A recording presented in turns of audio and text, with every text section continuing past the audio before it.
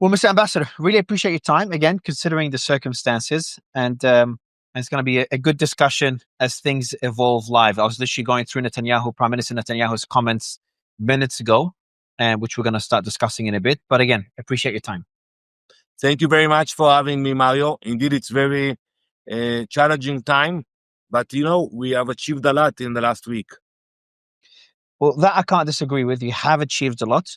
Obviously, we could debate the efficacy of it long term. But I want to talk about, and I've spoken to your spokesperson as well as your former spokesperson in the last 2 days, and other military analysts.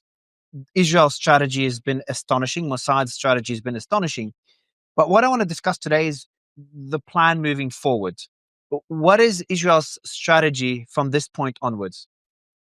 Well, first, we have to acknowledge that we were able to push back Iran. It took us days, but we pushed them years back. And that is amazing. We had an imminent threat. We decided to start this operation after we captured the intelligence that they have a plan to exterminate Israel. And I'm not exaggerating here. After October 7th, Iran continued with their plan. And the idea was to use the ballistic missiles, the proxies, and to invade Israel again. So we didn't take any chances, and it was the right decision. And I think now we have to continue. We have to continue until we know that we neutralize the threat completely. It can take days, it can take weeks, but we have to be strong. We are paying a very heavy price. You saw the pictures from Beersheba, from other locations in Israel. It's not easy for all of us, but we know it's worth it. I agree. I think both Israeli and Iranian people are paying a pretty heavy price for what's happening. Now, Prime Minister Netanyahu just said not long ago, earlier today, that I've got the tweet here, but essentially saying that the overthrow of the Iranian regime may be the result of our attacks, but that is up to the Iranian people. Is a regime change an objective or just something that would be kind of a nice to have, a nice addition, but not a formal objective for Israel? So first, we talked to the Iranian people. I spoke in the General Assembly a few days ago, and I addressed them in Farsi. And I told them, we love you. We support you. We pray for the day that you have freedom. So, it's not part of the goals of the operation. The goals are to neutralize the threat, mainly the nuclear threat, the ballistic missile threat, the extermination plan. But we will be very happy to see that there is a brighter future for the people of Iran. They deserve it. They suffered for 46 years from this regime. And maybe there will be a change. But it's not up to us. It's up to them to decide and to take action. Okay, so it is not an objective for Israel to seek a regime change. Your objective is to decapitate their nuclear capabilities long term to ensure they will never have a nuclear weapon. Is that correct? Correct. And also, I want to stress the point about the ballistic missiles, because everybody speaks about the nuclear threat. But, if you have enough ballistic missiles, it's equal to a nuclear bomb. If you have 1,000 ballistic missiles with, very impressive warheads, the same impact of an atomic bomb. So we have to take it very seriously. And what we found out, that the Iranian had a plan to produce thousands of ballistic missiles every year and to compete with Russia and the US. So, if they build this capability, it's a serious threat similar to the one of a nuclear bomb. So we are determined to block those two venues. How do you block long-term the ability for a country to have thousands of ballistic missiles? How can that be achieved for, let's say, 10 years? Well, I think, we are not there yet, Mario, but we will have to deal with what we do the day after, after we neutralize them. And I think that will be, the responsibility not only for us. We will need the support of other countries in order to build a mechanism that, guarantee that, they don't go back to where they were before we started this operation. And we have to build that mechanism that will include supervision, sanctions, and like a strong mechanism to enforce it. I agree with you. We cannot just do it and wait for the next time they will develop those capabilities. Yeah, because I think not allowing them to have a nuclear weapon, it's an achievable goal to an extent. I think it's pretty clear on how you could achieve that. not allowing them to have thousands of ballistic missiles, I think it's obviously less achievable, but a regime change is probably the most difficult, in my opinion, and the riskiest, because you just don't know how a regime change could go. Will a regime change end up positive and you have a government that, is more liberal, allows this population more freedoms, more democratic, or you end up like Syria, Libya, Iraq, etc. Do you worry that this could end up being an unintended consequence? Well, as I told you earlier, because we know it's so complicated, and you look at the Middle East in the last few decades, nobody knows who will take over and when. Nobody expected the revolution in Syria, the revolution that took place in Egypt. Nobody expected that. So we don't know exactly what to expect there. But I can tell you one thing. What we have today, I don't think it can be worse than that, because we have a regime that spends billions of dollars on building those capabilities. So even if you have a different situation in Iran today, or different groups, I don't think they will be able to take all the funds in an organized manner and put it into the proxies and into the weapons of mass destruction. So I think for us, any regime is better than the one that controls Iran today. True. I think strategically for Israel, it makes sense. You benefit even from a weaker Iran, long-term weaker Iran. You do benefit. I think for the region and for the Iran itself, for the Iranian people, a regime change, as you said, could end up being very complicated and could lead to unintended consequences, because there's, a utopian possibilities, like you get a great democratically elected president. I've interviewed the prince a few months ago. Well, you end up having a worse regime. Again, Syria is another example, from Bashar al-Assad to a former or current, or I think I'd say former Al-Qaeda member. I want to go to another thing that Prime Minister Netanyahu has spoken about, and that's the possible assassination of. Actually, before that, sorry, Mr. Ambassador, one more question on the objective of Israel. What is the? So when I spoke to your spokesperson, we talked about the efficacy of targeting the leadership, similar to what you did with Hezbollah. And we analyzed it. It made a lot of sense. But now the strategy seems to be shifting. You've targeted the police headquarters, oil refineries, and as far as I understand, at least one water desalination plant. Is that intentionally part of your strategy? And if so, how is it part of your goal? So we focused on military targets, or targets that serve the regime. But when you look at the few hundred targets, the overwhelming majority were like infrastructure of nuclear sites, ballistic missiles launchers, and other military sites. And we will continue with that. Unlike Iran, we don't want to hurt civilians. They do exactly the opposite. So we try to minimize the civilian casualties. Sometimes, you have facilities that you have, a dual usage, so it's more challenging.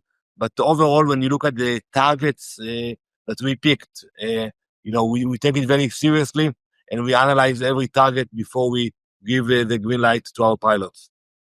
And is part of your strategy to also harm Iran's economy through targeting oil refineries, for example? Is that, without getting too technical and anything classified, but is that part of the goal as well for Israel, to weaken Iran's economy, or is it purely targeting their nuclear facilities and the IRGC, the Quds Force, the Iranian military? So we focus on the military, but sometimes in order to provide energy to those reactors, you need certain kind of things. So sometimes there's linkage between the two. But we try to focus on the regime, or the IRGC, or on those facilities, and that's what we have done in the last week. Understood. Now, another comment that the Prime Minister has made, Prime Minister Netanyahu, is about the potential assassination of the Supreme Leader Khamenei. And most recently, when asked about it, he said no one is immune when asked on whether he is a target.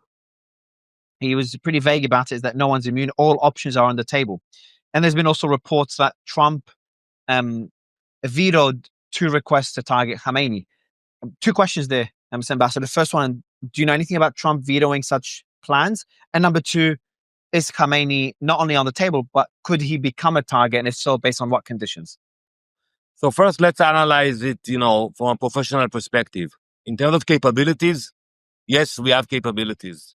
The first night we attacked Iran, We caught them by surprise, and we were able to target anyone in Tehran. We have very strong intelligence. We proved it. Great work of the Mossad and the intelligence units in Israel. And also we had the capabilities of precise missiles that eliminated many bad guys that night. Regarding the taking the decision, it's up to us to decide if we want to do it, when we want to do it. But one thing I would tell you, we have the ability to target anyone or any target in Iran today. Okay.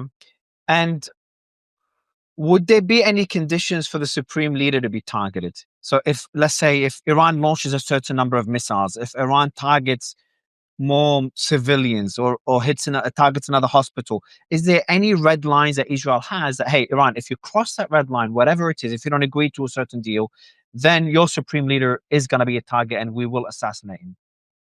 Well, I cannot go into the details, but yes, we have sometimes those discussions, and we analyze the information. But at the end of the day, we take it very seriously. Unlike Iran, they just send ballistic missiles into Tel Aviv, Beersheba, Jerusalem. For us, every strike, we have a procedure. We analyze it. We think about the consequences, collateral damage, the process behind it. So such a decision, once we will decide to consider that, we'll have to go through these discussions. Understood. About the nuclear threat, which is the main objective of Israel, removing Iran as a potential nuclear capable state. What Israel says, we are capable of eliminating the Iranian nuclear threat. Tehran will not obtain a nuclear weapon. The objective is very clear. Okay, Russia said that this is unacceptable and that could lead to another Chernobyl. What is the risk of, as Russia said, that we do get another Chernobyl, and how seriously do you take Russia's opposition to further strikes on Iran's nuclear capabilities, or an American strike with the bunker busters on, let's say, the Fordow nuclear facility? So first, let's speak about the radiation. Yesterday I held a briefing in the UN, and I was surprised, Mario. More than 100 ambassadors and diplomats showed up. We had no place in the room, and we briefed them about the situation together with some generals from the IDF. And one of the questions that was asked was about the radiation. And the answer I gave them that, as of now, and not according only to us, to our intelligence, but according to the IAEA, no one can tell us that there was any issue of radiation in Iran today. So when we analyze those attacks, like I described earlier, we take that into consideration. And today we are still in a stage that we can attack those reactors without risking radiation effects in the area surrounding. So I think we cannot wait much longer, because once they will have a nuclear bomb, it will be almost impossible to neutralize it without major consequences. Now, regarding your question, I believe the Iranian. When they say that they want to destroy us, I believe them. When the Ayatollah speaks to the crowd and said, we're going to eliminate the state of Israel, he called us the cancerous tumor, I believe him. So now the question is, until when should we wait? We know they have the uranium. The IEA reported it many times, and it's not for civilian usage, it's for military program. That's clear. We know they have the ballistic missiles. We know that they are building the triggering mechanism, and they are weaponizing those ballistic missiles. So the question is, until when should we wait? Until they actually send the missile into Tel Aviv. So what we did, it was a preemptive attack, act of self-defense. We didn't wait for them to trigger those ballistic missiles and launch them, but they were very close to do that. Why not wait for the negotiations that were meant to happen, I think it's like 3 days ago, so 2 days after the attack? Did you think those negotiations were going to, again, go nowhere? So, we have followed the negotiations for decades, and we have seen the results. And President Trump himself, he decided to give them 60 days, and they were playing. And I have to give credit to the Iranians. They are very good negotiators. They know how to play the game. We saw what they did with the JCPOA, with President Obama and Biden. They know how to play the game. And we couldn't allow it to happen because, when you look at what happened with North Korea, very similar. you had negotiations, you had discussions at the UN, and then one morning there was a message: we tested a nuclear bomb, when we achieved, the nuclear capabilities, and we became a nuclear superpower. So we couldn't wait to happen with Iran. That's what they wanted to do, to continue with the talks and quietly to move forward. And they are master of deception. So we found out about those intentions and we prevented it. Interesting. On the next steps, again, the possible involvement of the US military. Now, there's a formal request by Israel. Your former Prime Minister Barak, said that Fordo, and that was a few days ago, that it does not seem to be damaged. It does seem to be undamaged, and that Israel alone cannot delay Iran's nuclear program longer than a month or so. So Israel, without US support, cannot delay Iran's nuclear program by more than a month. Again, that's according to your former Prime Minister.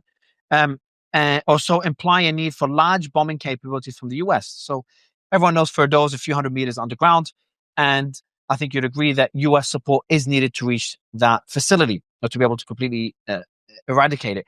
So how far should the US get involved? Is it purely to bomb Fordo? Do you need more support from the US, and for how long?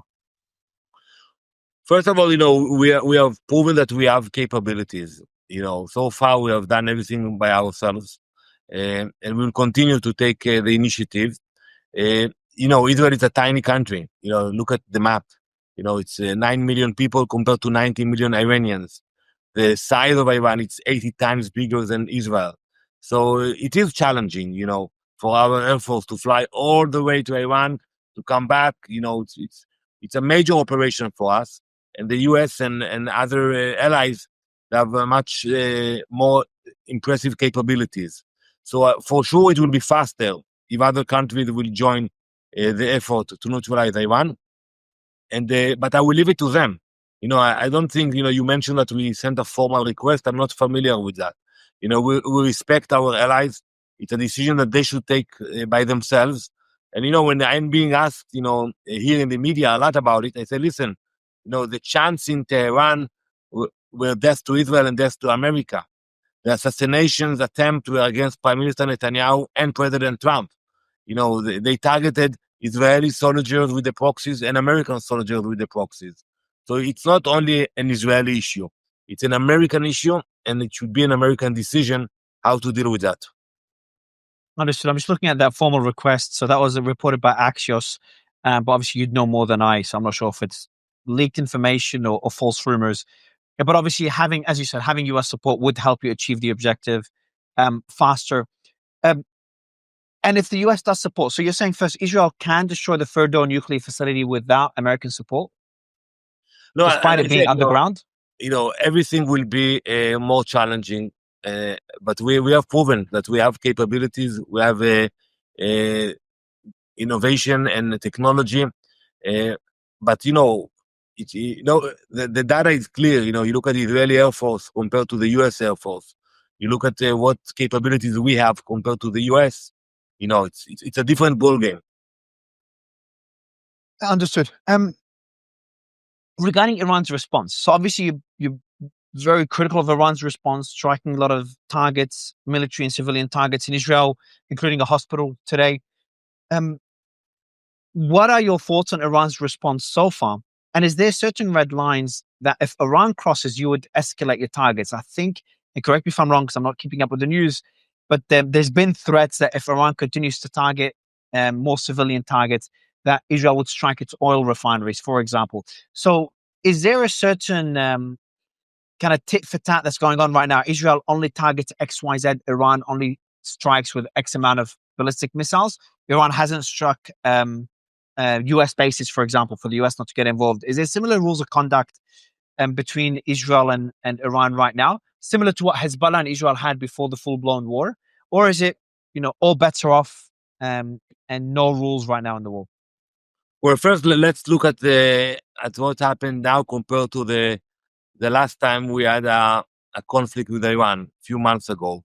And back then, they targeted military facilities, Israeli Air Force bases, and they have accurate missiles. We have to give them credit for that. So if they want to, they can actually target military facilities. This time, it's exactly the opposite. They targeting civilians, and we see the consequences, unfortunately, with the number of deaths and people wounded, which is unfortunate. So yes, it's a different. If you want to call it the rules of engagement, it's different. We try to minimize civilian casualties, and I can tell you that we will not sit idly by when they targeted hospitals in Israel, and when they target, those places that, uh, nobody can claim that you have a base nearby. When you look at the map, where the hospital in Beersheba is, Soroka, no one can claim that it was a mistake. So we have the options, but we don't want to brag about what we want to do or what we are going to do. I think we should allow the IDF to continue with the professional way, to degrade the capabilities. They are afraid of that. They are afraid, and they know that, every day that we continue with the operation, we make them weaker. Is there anything that Iran could do today for Israel to stop their attacks? Anything at all? Absolutely. I told it to my colleagues in the UN, because I told me, what about diplomacy? We are diplomats. I told them, if Iran will come today and will say, we are willing to stop the nuclear program and the ballistic missile program, and you have like valid mechanism. I want to remind you that it happened in the past in Libya, when you had international inspectors coming in and neutralizing threats. It happened in Syria with the chemical weapons. So it can happen. But in order for that to happen, you don't play and you say, we'll negotiate, we'll talk. They say, okay, we are willing to stop. And then you can send within a matter of weeks, the professionals to take out, all those mechanisms that they build. And that's an option. I don't think they are there yet, but hopefully, maybe one day it will happen. So there's a new card on the table, because right now you're saying nuclear, give up their nuclear ambitions, but also their ballistic missile plans. So wouldn't that essentially I have be to stress that again, Mario, because people don't speak about it enough.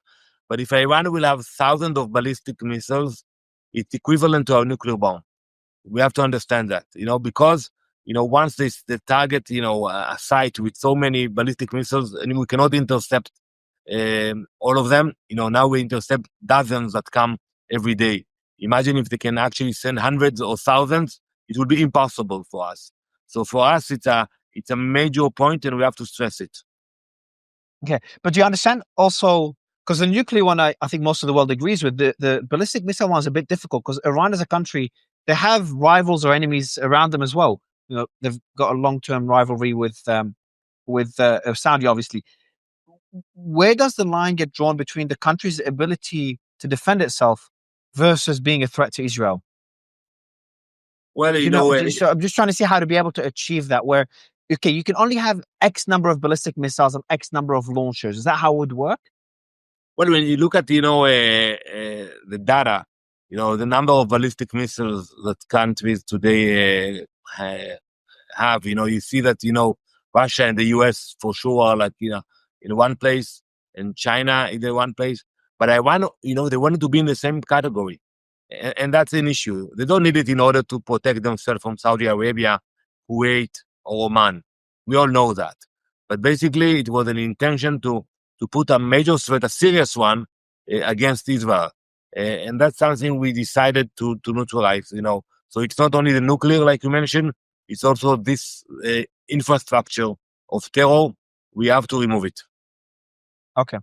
So limiting the number of ballistic missiles where they have enough to defend themselves against smaller enemies, but not the ability to eradicate Israel. This is your stance. Well, I don't want to get into numbers, but we know that what they are building now, it's not in order to protect Iran. It's in order to threaten Israel. Okay, I understand your stance. And going to Hezbollah, one thing that surprised me and surprised many others, including your spokesperson, is that Hezbollah did not get involved. That was a bit of a shock, even to the spokesperson. Is you would have expected Hezbollah to be, the first party, even before Houthis, to get involved, jump into the war when Israel got stuck and all these commanders got assassinated. So, first, why do you think Hezbollah did not get involved, and what does that say about Lebanon-Israeli relations moving forward? Well, I think we have proven our capabilities when we fought Hezbollah. They understand that we are serious. And it's not only our threat, it's also connected to the Lebanese internal issues. I think the people of Lebanon are fed up with wars. They are fed up with Hezbollah dragging Lebanon into wars. And I think today they realize that, if they will get involved, which we hope it will not happen, but if they will, two things will happen. The retaliation will be painful. We will not play around. And I think also the retaliation from the Lebanese themselves will be major. So I think that is the reason they are thinking, very carefully before joining that. And, I agree with you. Hezbollah was equipped in order to support Iran. And you see today that Iran is engaged with Israel and Hezbollah is not involved. I think it's very important. Last couple of questions, Mr. Ambassador. So first, on the last question on the Hezbollah front, and I want to ask your thoughts on Russia and China's narrative and potential involvement. So on the Hezbollah front, if Hezbollah continues on this path and demilitarizes, how do you see Israeli-Lebanese relations? Do you see a normalization of these relations? And what would that mean for Lebanon that's been through decades of war? Well, I think it's too early to declare a normalization. We have no dispute with Lebanon, for sure not with the Lebanese people. We want peace, like we signed with many other countries, and hopefully one day we'll see peace with Lebanon and Syria. And I think it can happen. And I think for us, the stability around the border is very important, and we are determined not to allow Hezbollah to assume the position they had in the past. And same goes with Syria. We don't know what will happen with this regime, where they will take Syria. But for Israel is a peaceful nation. It's important to remember that, Mario, because today people speak about our efforts in Gaza to bring back the hostages, and we haven't forget them. We will continue to fight until we bring them back. Our efforts in Iran, what we did in Lebanon, and I think it's important to stress that we are a peaceful nation. All we want to do is live peacefully and to contribute to the world. Unfortunately, we are dragged to those wars in order to defend ourselves. And last question, Mr. Ambassador, is Russia and China. Obviously, Iran is part of BRICS. Iran has a pact with Russia. Iran does a lot of business with China. How far do you think Russia and China would sit idle? And do you worry that they could end up supporting Iran? Or has there been discussions between Israel and those two countries? So, we hear their declaration in the Security Council. This Friday, we're going to have another debate. I'm sure they will support Iran again. But we will say it very clearly. We are very focused to neutralize the threat of Iran. We have no other issues with any other country. Understood. Mr. Ambassador, thank you for your time, sir. Thank you very much. Bye-bye. Thank you, Mario. We'll be in touch.